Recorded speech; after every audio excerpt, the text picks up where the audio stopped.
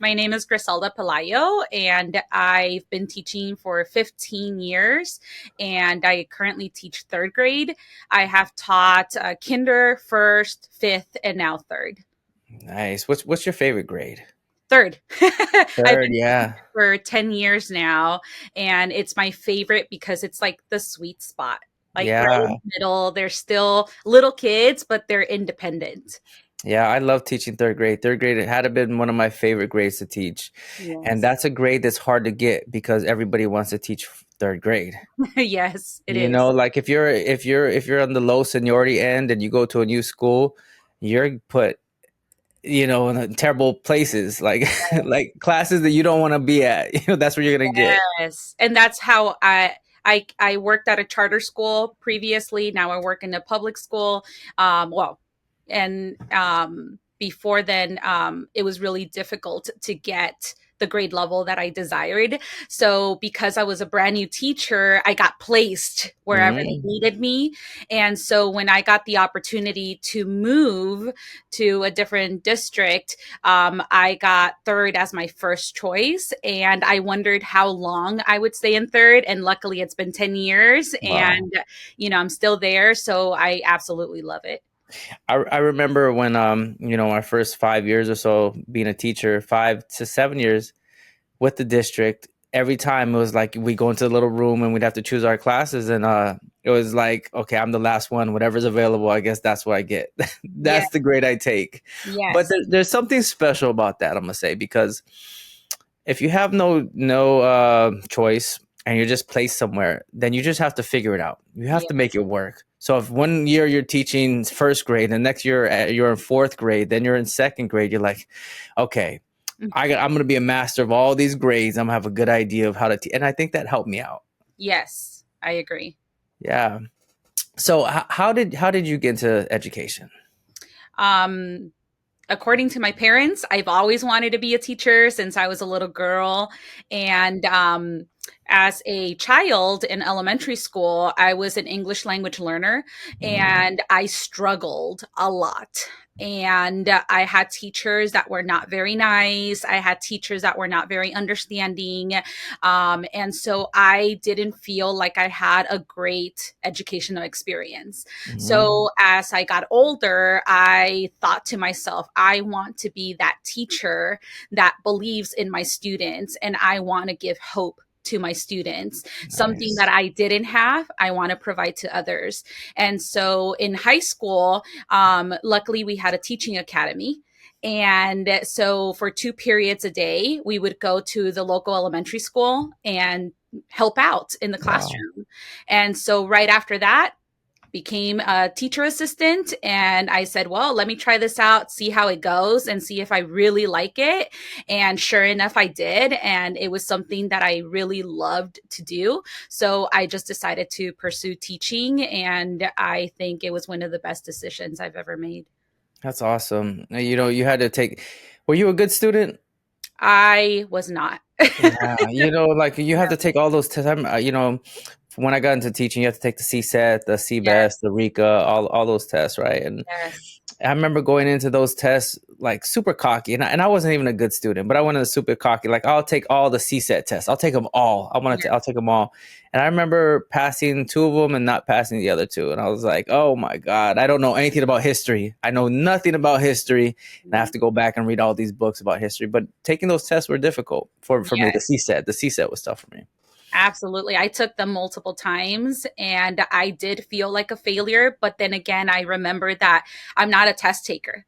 Hmm. And so it was very difficult for me to do those, but the good thing is that I didn't give up. I just went, okay, I can retake them. That's the greatest part of it all, Yeah. that you can retake those tests and you don't have to worry about, you didn't pass them, now you don't get to do this anymore.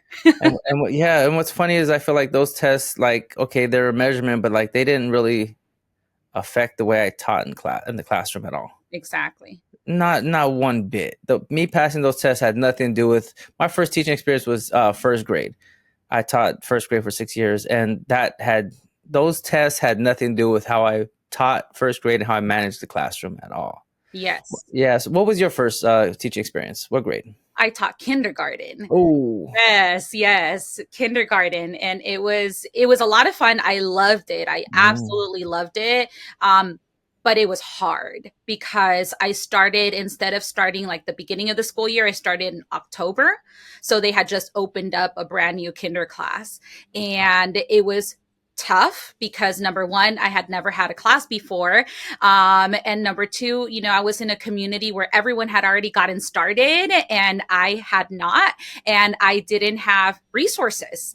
And yeah, so it was really tough to figure out who can help me with this, who can help me with that.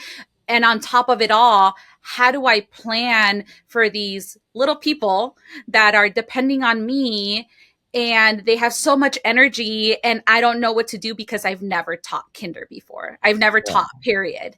And so it was one of the hardest things that I've ever done, but one of the most rewarding, because I feel that kindergarten is one of those grades where you get to see so much progress by the mhm, end. And so then you feel successful as a teacher, like, wow, yeah. I was a person that helped to do that. I taught them how to read. Yeah, Yeah. yeah. Kinder is a tough grade for me. Yeah. So when I first started teaching, I was 22 years old. So I was young, I had a lot of energy. I was in the classroom at 22 years old, and I had no teaching experience prior to that. I taught at a Catholic school, and I didn't do any student teaching, and I got accepted to be a teacher at the school without a credential. All I Mm, needed was a bachelor's degree. So um, I had no teaching prior, like in the classroom teaching experience. And so the only experience I had was like being a dad. And I feel like that helped me out a lot. Just having my own kids and being a dad and knowing the importance of both being loving, but then making sure that people, there's standards that we have to follow. We have norms in this classroom. We have to make sure that we follow certain procedures, mhm. but then you have to be warm as well. They're little. You got Yes. to be warm with them. You can't just be cold, and you got Mhm. to smile and love them, and but then hold them to a standard as well. Yes. And so that's what I did. And I had a lot of fun. I had a Mhm. lot of fun teaching first grade, and I'm sure you had a lot of fun teaching Yes. kindergarten. Yes. It was so much fun. I love that they're so excited for any little thing, and Hmm. they clap for everything, and it makes you feel like you're in the right place, and it's just like you said, it's fun. Yeah, it's fun. And then then you moved on, and after kindergarten, what did you teach after I kindergarten? taught first, so it was a smooth transition Yeah. because, they're Hmm. very similar. And then after first, fifth, right Yeah. off the bat. Night Yeah. and day. Yes, absolutely. And I think that has been the hardest grade that I have taught. It's fifth grade. Yeah, what made it so difficult? I think at that point, some of them are too cool for school, or at least that's what they come into the classroom thinking, or that's what they want others to think. And so, my first year teaching fifth grade, I thought to myself, wait a minute, they're still kids. Even though they're older, they're still kids. They still want to enjoy learning. And so I used to do something in my kinder and first grade classes where I would teach students how to create healthy snacks. So that way, because I knew that a lot of them would get home and probably not have something healthy to eat. They would probably go to chips or Yeah. sodas or whatever. And so every Friday, I would teach them how to create a healthy snack. The cafeteria ladies were awesome. They would help, they would provide everything that I needed. So we created from like little pizzas to little banana rolls, like sushi rolls with Rice Wow. Krispies and peanut butter.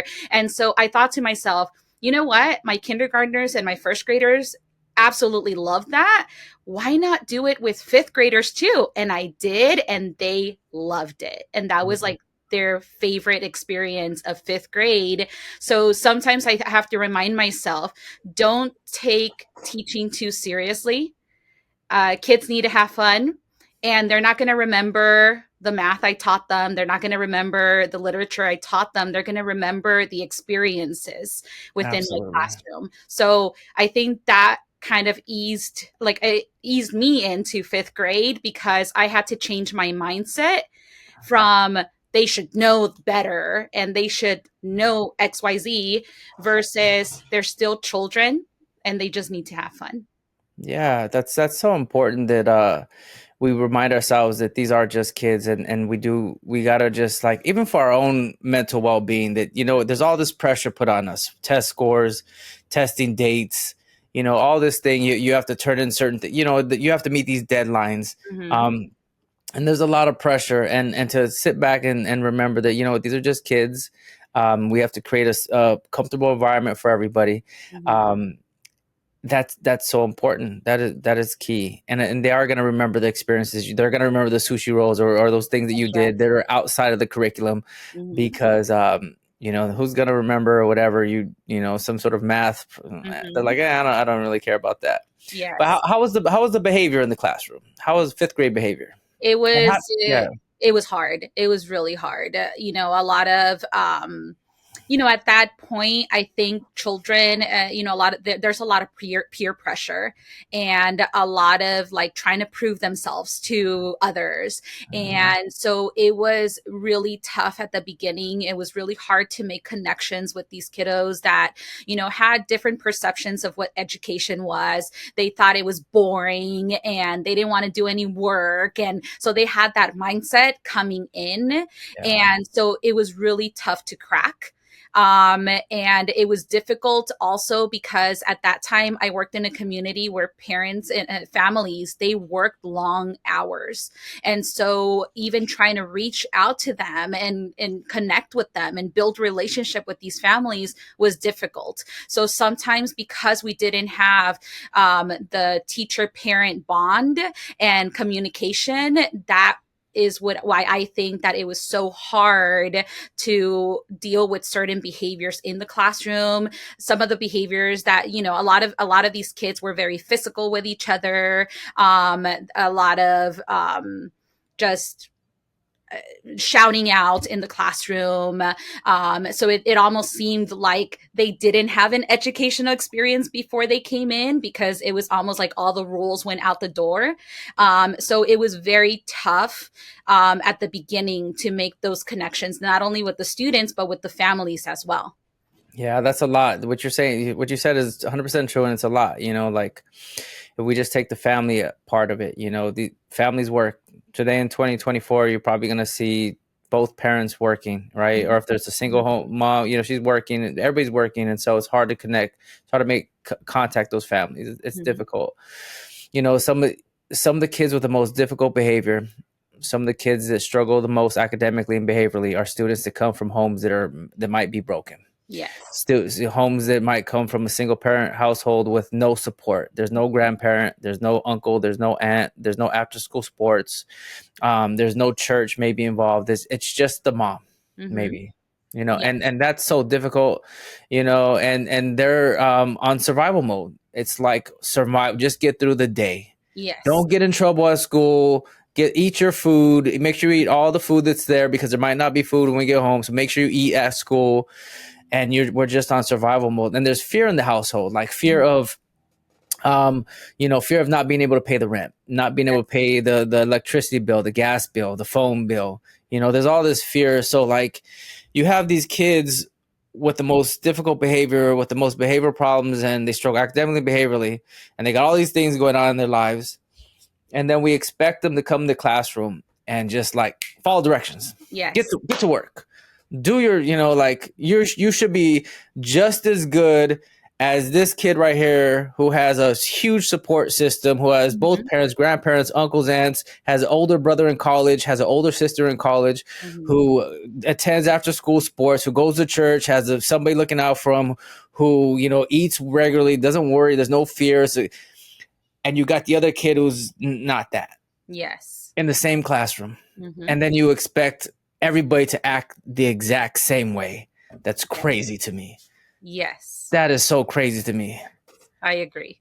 And I came from a struggling family, and I had a very loving family, but then my parents split up, and it was very difficult, and there was a lot of trauma that I remember affected me as a student in the classroom, where sometimes the teachers would yell at me because I wasn't paying attention, when in fact I was thinking to myself, what am I going to get home to today? you know Mm-hmm. Am I going to get yelled at? And like I said, my parents were very loving, but they had a lot of stress because of their jobs. And, Mm-hmm. obviously, like you mentioned, how are they going to pay their bills? How are they going to pay the rent? And so a lot of that stress came down on my brother and I. Mm-hmm. And so then when I would go to school, I felt like that affected me. And now I'm seeing the same in my students, Yeah. where I can totally see that trauma affecting,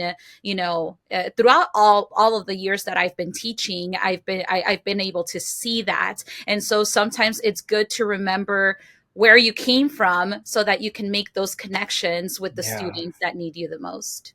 And what? Yeah, that's so. If you didn't come from that, if you did not come from that, and you're an educator, and you did not come from the struggle, you're good. You were fine.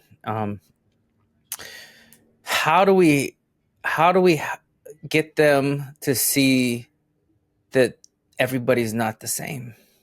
That everybody doesn't come from the best home environment.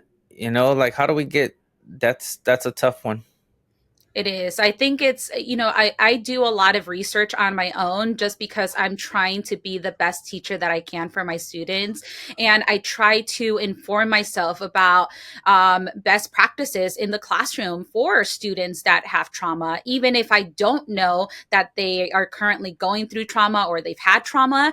I just try to put the lens of, they're all going through something. Yeah. And even if they're not, we don't know that. And so having that perception of all students are going through something, I think changes the That's way good. that you teach. Yes. Mm-hmm. Absolutely. I know, like when I was growing up, I didn't get a lot of help growing up when it came to schoolwork. Like, I need help with homework, and my parents didn't graduate from high school, so that's a thing. And and if they try to help you, they get frustrated. They might yell at you. You don't know this. You weren't listening. They might yell. And so you're like, oh, okay, like, and you just start like maybe you're crying on the on the homework table, and you're just trying to get your work, just trying to get it done. Uh, that's something that happens, right? This whole, you should know this, get it done. Then you become a teacher. Mm-hmm. Let's fast forward like 15 years. You're a teacher, and this is how you were raised, right? You were raised a certain way. I was raised a certain way. You were raised a certain way. I came from a home where it was like, what my dad said is that's what goes. Mm-hmm. That's it. He said it, and that's the law. And you better not question it. You better not question what he said. And so, you get into the classroom. I get in the classroom, 22 years old, and I didn't like that idea. I didn't like the idea of like one person just says it and that's how it's got to be. Mm-hmm. And I'm going to raise my voice and yell to make sure that you do what I asked you to do. If you don't do what I asked you to do, I'm going to yell at you and scare you and fear you into doing something. Mm-hmm. Right. And so now you're into the classroom, and that's how you were raised, and you're a teacher now.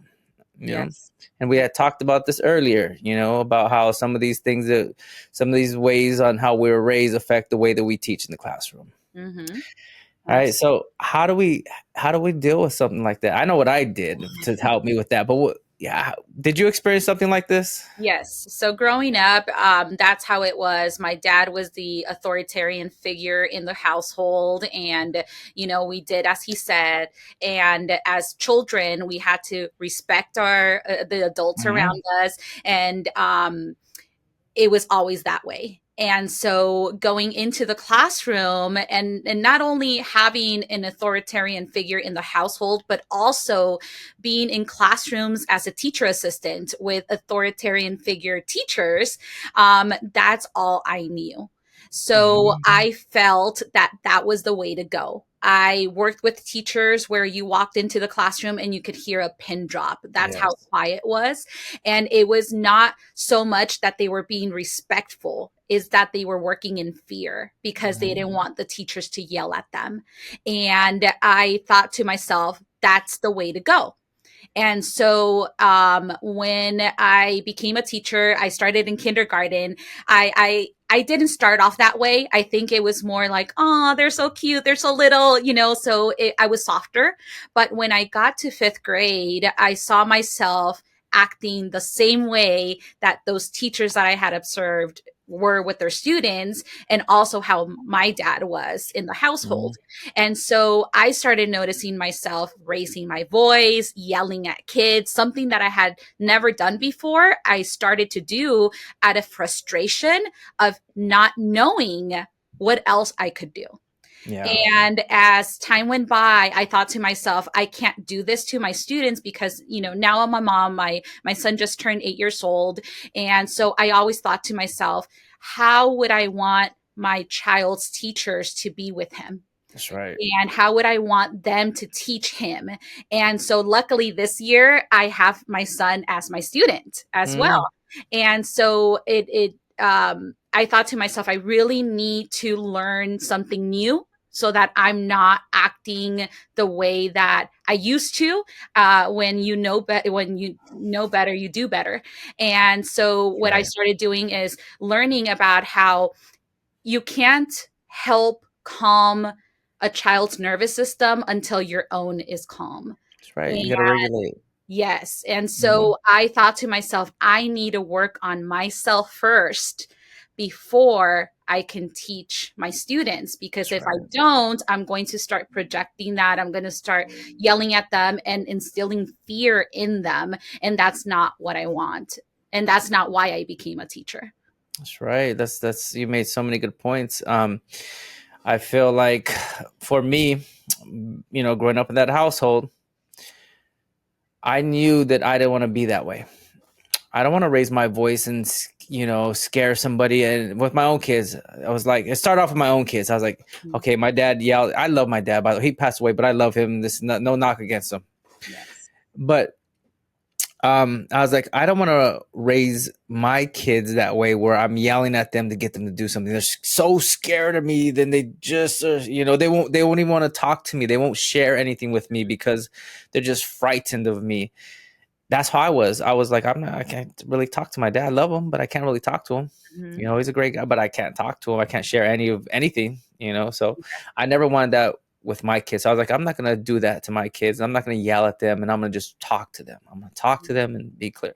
So when I was in the classroom, that's what I wanted to do in the classroom. Was okay. I'm not gonna raise my voice. I'm never gonna yell. If I'm gonna yell, it's because of safety reasons. Like Mhm. put Mhm. down those scissors. Get Yeah. off that. Like just some safety. Save your life stuff.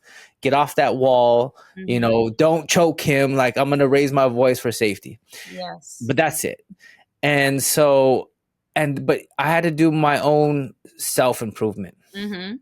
I had to make myself a better person. Yes. You had mentioned is something that resonated with me was like, if you don't know any better, you can't do any better. So you have to know better. Yes. And so one of my things was, I'm not the biggest religious person, but I did at that time read the Bible. I Mhm. read the Bible like front and back, front and Mhm. back. I was like, I'm gonna read this Bible right here. Mhm. And there was a lot of wisdom in it.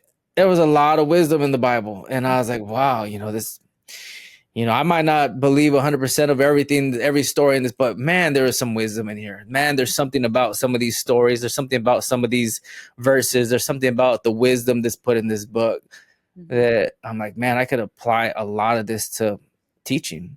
Yes. And then I started reading self-help books, like different Mhm. and old self-help books, old ones, and I'd go to the library at the time and I'd just get a bunch of old self-help books because Mhm. that's what was in the library Right. back in like whatever 2000 or whatever 2002.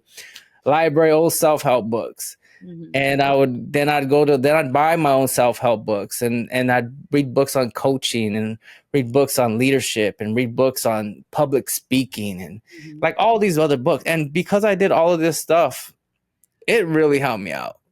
So Yes. you do that for years, right? And you just try to become a better person. Mhm. You just try to become a better person, more love. Breaks down to just being more loving and caring and being Yes. open to accept other people and other ideas, right? Be open, love people, accept them, that kind of stuff. It helped me in the classroom, and Mhm. it helped me take this idea of respect is you're afraid of me, and so you listen because you're afraid. Mhm. And it helped me understand that, like, no, respect is not that. Mhm. Respect is more like, I respect you because I know that you'll take care of me. I Mhm. respect you because I know you'll lead me in the right direction. I Yeah. respect you because I know that you care for my well-being, and so I'll follow you. I could follow somebody like that. And so Mhm. that's what I was trying to, do. Yes. I am a safe person. I'm a Mhm. loving person. I hold standards though, right? I'm Mhm. holding to a high standard. I have norms that we're gonna follow, Mhm. and but I care about you. I want your well-being, and I'm gonna talk to you in a certain way. I'm gonna treat you a certain way. You're in my classroom. You're one of my kids. I treat you like my own. You're Mhm. in this classroom. I treat you like my own. Yes. And that, and I didn't really I didn't yell really. It was Mhm. only for safety reason. And Yes. I wasn't mean. Like, I'm not trying to be mean, because I always wanted to say to a kid, I always want to say this, like, if they were like mouthing off or doing something crazy, because they're gonna do it. Mhm. I always want to pull them to the side and be like, have I ever disrespected you? Have I Mhm. ever yelled at you? Have it? And I want the answer to be no, Mr. Vergara. You've never disrespected me. You never yelled at me. I'm sorry. I got out of hand.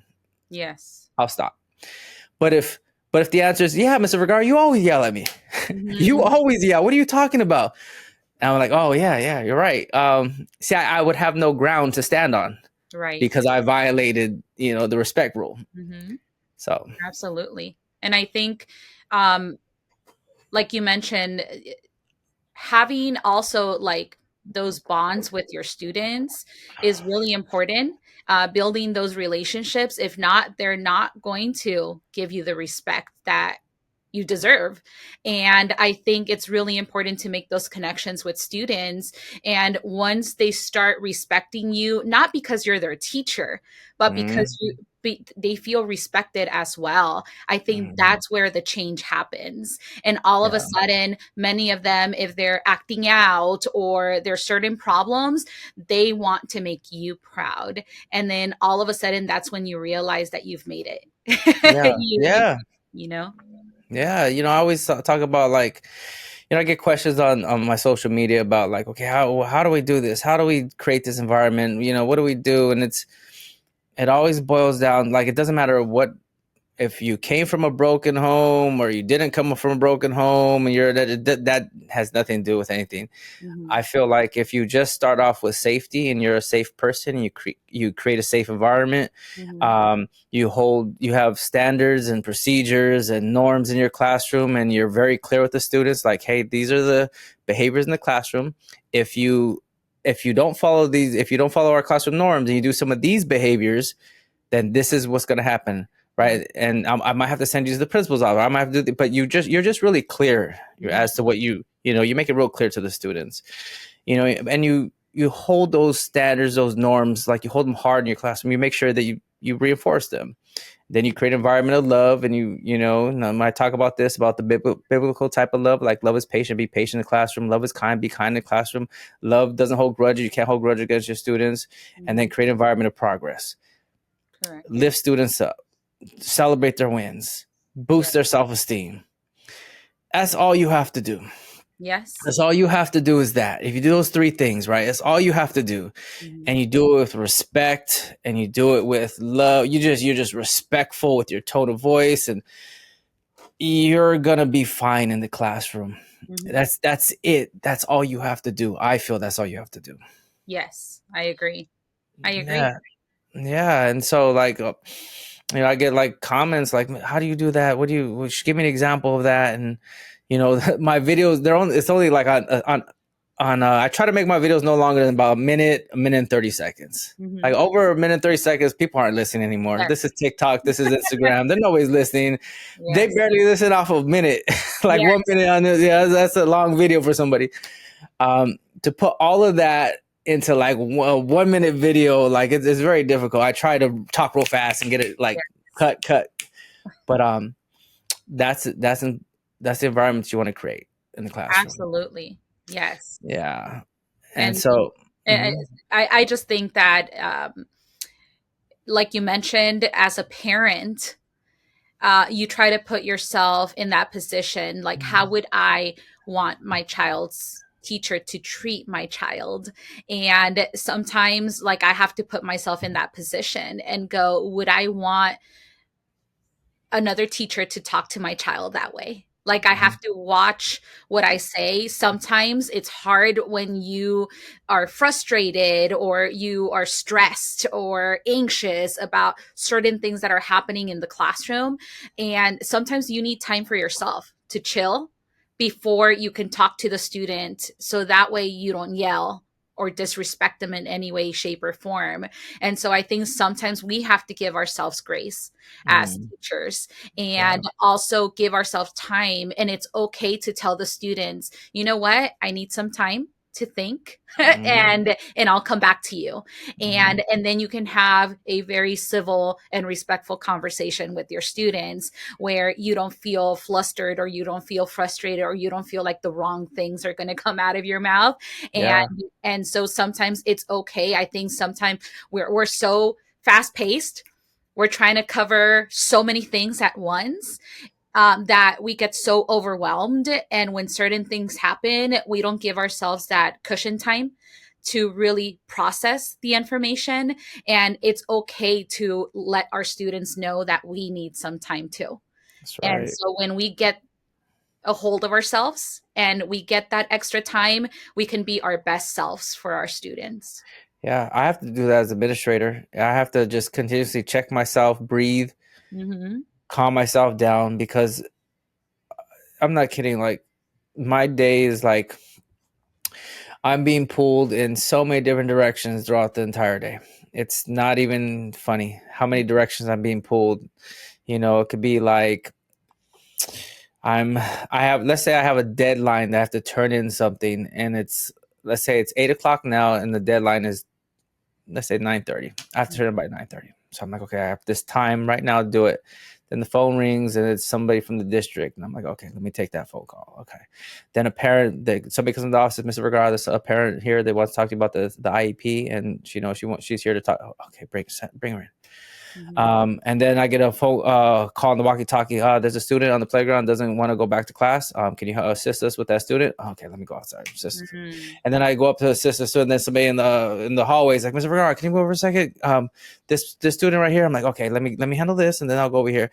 Then one of one of the sped assistants are like, Mr. Vergara, when you get a chance, can I talk to you for a second? I have to tell you about one thing. And okay. And then I'll get, let's say there's another thing about like somebody reports something, and now I have to make a child abuse report, or I Mm-hmm. have to call school police, and I'm like, oh, what, my deadline is at 9:30. I gotta finish that report. Oh, and so like Yes.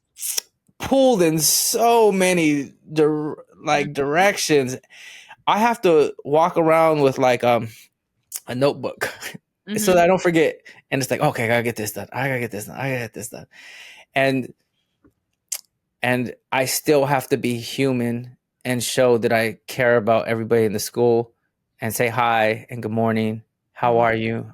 I'll be with you in a second. I still got to do all of that. You know, Yes. I still got to remember like, hey, you're human and these are humans and they need to be treated a certain way. Yes. Treat them good. Treat them Yeah. good. But like you said, as teachers and administrators, we're human too. We're Yeah. not superhuman. We're human, and sometimes, like I keep saying, we have to give ourselves grace and we have to be kind to ourselves too, because we try to spread so much kindness all over, all around us, and sometimes we forget the main person that we need to take care of is ourselves. Yeah. Yeah. Like I'm and I'm okay with putting me last. I'm okay with putting me last. I'll be last all the time. I'll be last. I'll take the parent who wants to meet with me randomly to talk about some sort of service. Come in. Let me Mhm, clarify it for you. mhm, I'll take the phone call from a parent that wants to, I'll take the phone call from a teacher who needs assistance in the classroom. I'll take the phone call from the supervision aide who needs help on the playground and can't deal with it. Yes, I'll go right now. mhm, I'll put myself last every single time because I feel like if I put myself last and I put my people first, then that's how the system will win. And I don't know. I don't know how else to put it. mhm, If I think about the other way and I put my needs first, I'm like, no, wait, hold on. I got to do this report. mhm, Ma'am, I can't meet with you right now. Tell the office to make an appointment. And then, I'll get you maybe tomorrow. mhm, The supervision aide, no, you know what? I'm doing a report. You're going to have to deal with that outside yourself. mhm, That teacher that calls me like, no, hold on, I got a report to do. mhm. You handle that upstairs. That Yeah. doesn't work. It doesn't work for, at least I'm only speaking for myself Mhm, and being in my position as administrator.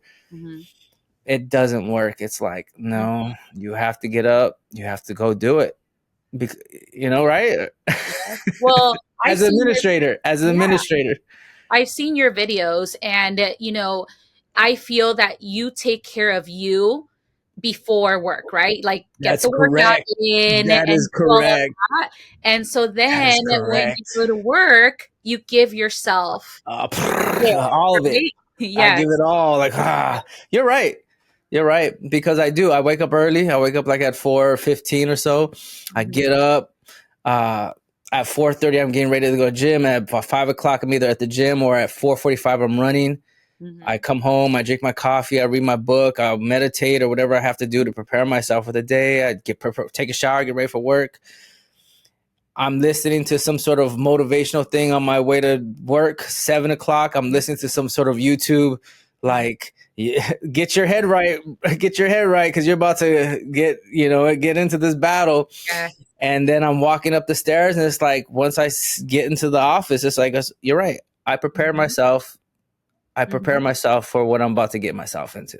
And I think that's one of the reasons why you do your job so well is because you take care of you first. Yeah. And then when you get to school, then you can, give yourself to others. And I think that you do the hard work early in the morning, and Yeah. then you get into the right mindset so that when you're at school, you can take care of everyone else. And then at school, I have to cut. When I leave work, I really have to not think about work. Hmm. I have a new job and I've been thinking about work way too much, Yeah. way too much. And it's been trickling into my podcast and my everything, home life, everything at home. Like, Hmm. usually at 4ish when I leave work, I cut it off. Like, I'm not Hmm. answering any emails. I'm not thinking about work. I'm not trying to come home and work even more. It's like, it's over. But Yeah. lately, it's been trickling over, and I'm like, what are you doing? You know, Hmm. you're not supposed to do that. Stop Yes. doing that. It'll still be there tomorrow. It'll Yes. still Yes. be there tomorrow.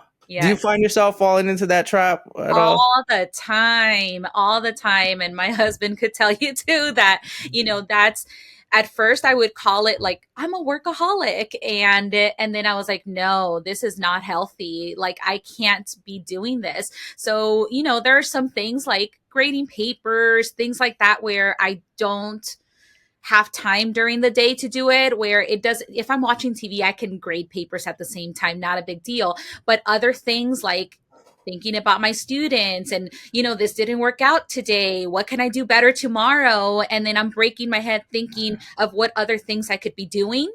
And so I become even more exhausted because Yeah. it's ongoing, so I find myself in that position all the time. Yeah. And it's, yeah, previous years, almost my whole career, I've been pretty good at compartmentalizing certain things, Hmm. but not this school year. This year is different. It's more difficult.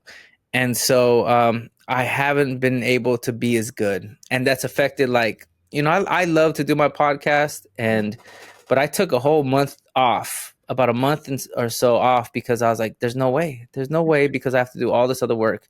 And I Mhm. love to make my little videos to help people out, but Mhm. I was like, there's no way. Like I have to slow down because I have to work when I get home from work. So, Yes. and that's terrible. I hate that idea. I've been Yes. better. I've been better the last week and a half or so. I was able to do a couple podcasts, and Mhm. I was able to like leave work at work and Mhm. and I'm getting better at it. But this year's been different.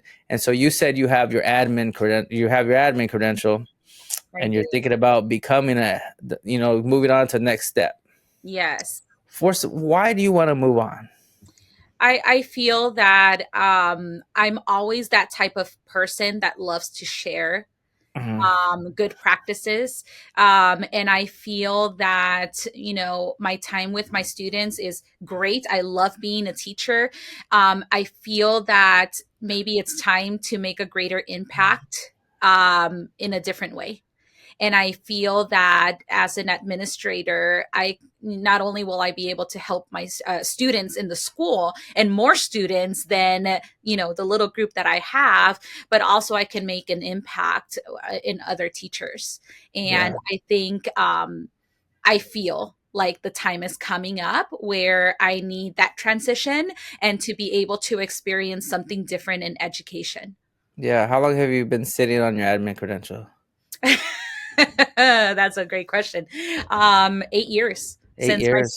since my son was born, Yeah, and so when he when he was born, I thought to myself, I don't want to be an admin anymore because I thought to myself, I want to be a mom. I yeah. just want to dedicate my time to my child.